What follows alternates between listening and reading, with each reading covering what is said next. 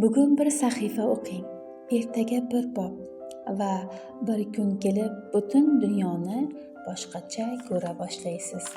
Assalomu alaykum aziz kitobxonlar.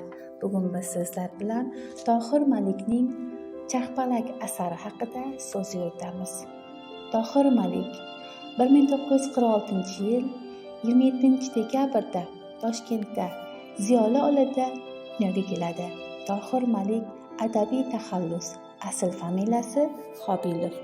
Tohir Malik o'zbek adabiy fantastikasining asoschilaridan, lekin u faqat fantastika bilan cheklanmay, ijtimoiy, detektiv va ma'rifiy yo'nalishlarda ham ijod qilgan.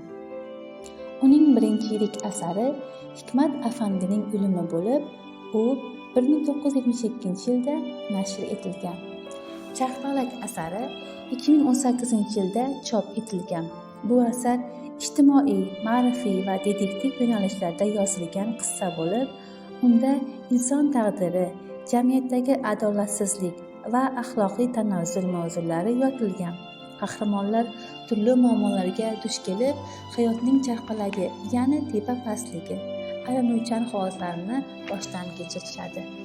Hayot doimo aylanib turadi. Inson pastga tushsa ham sabr, iroda va halollik bilan yanada yuqoriga ko'tarilishi mumkin. Asar nomi bilan Charxpalak bu hayot ramzidir. Yaxshi-yomon kunlar, yutuq va mag'lubiyat, sevgi va iztiroblar navbat bilan keladi. Hayot bir joyda turmaydi. Har bir insonning taqdiri xuddi charxpalak kabi aylanib turadi.